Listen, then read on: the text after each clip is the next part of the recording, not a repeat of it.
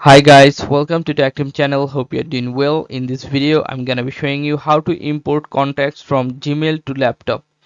So firstly, you have to go to this search bar and write here calendar. Now click on open. In the calendar, you'll find here beside that switch to people. Click on this switch to people. Now you can see all of your contacts here.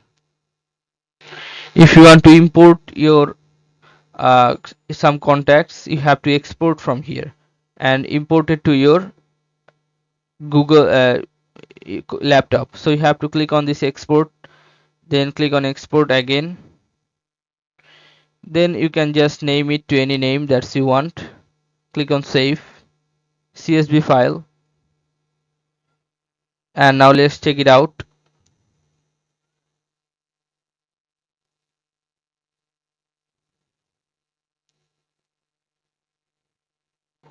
Here we can see the contact file contact.csv. If you want to open, double click on this and it will open like this. Okay, you can see all numbers and Gmail account here.